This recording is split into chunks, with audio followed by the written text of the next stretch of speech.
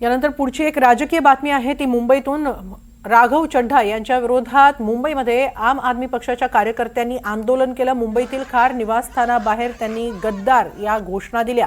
कार्यकर्त्यांकडून बॅरिकेड्स तोडून पुढे जाण्याचा प्रयत्न करण्यात आला। राघव चड्ढांविरोधात राघव चड्ढा गद्दार आहे अशी घोषणाबाजी आपच्या कार्यकर्त्यांकडून करण्यात आली।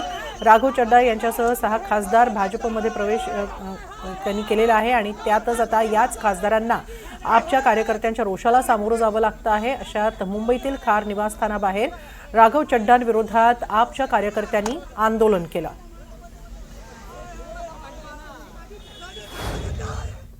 आपण मुंबईतील खार परिसरात उपस्थित आहोत आणि तुम्ही बघू शकता पोलिसांनी बॅरिकेडिंग इथे लावलेली आहे आणि पुढे राघव चड्ढा आपचे खासदार जे आता भाजपात प्रवेश केलेला आहे त्यांच्या विरोधात इथे मुंबई आम आदमी पार्टी चे कार्यकर्ता इथे उपस्थित राहून प्रदर्शन करण्यात आला आणि इथे रस्त्यावरती ते बसलेले होते।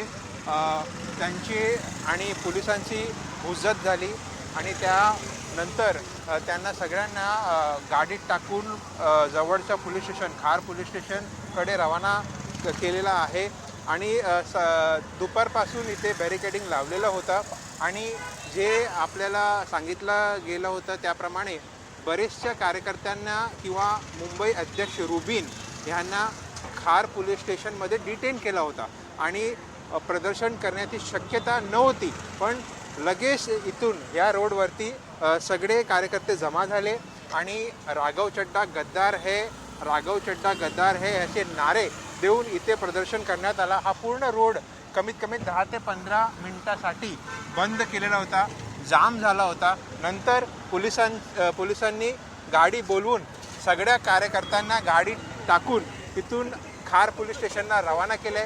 त्यांच्या विरोधात केस दाखल होणार आहे आणि इथे परत आपण बघू शकतो की पोलिसांचा बॅरिकेडिंग लावलेला आहे आणि मुंबई पोलीस इथे उपस्थित आहे आणि पुढे गेल्या तर राघव चड्ढाचा मुंबई निवासस्थान आहे त्या संदर्भाने आज आम आदमी पार्टी मुंबईने इथे प्रदर्शन पुकारला होता आणि ते यशस्वीपणे इथे पार पडला। आपण त्यांना ते सगळे मुंबई पोलिसांनी ते कार्यकर्त्यांना अटक केली आहे आणि नजदीकचं पोलीस स्टेशन खारमध्ये घेऊन त्यांच्या विरोधात आता केस दाखल होणार आहे। कॅमेरामॅन सागर सोबत अभिषेक अवस्थी, NDTV मराठी, मुंबई।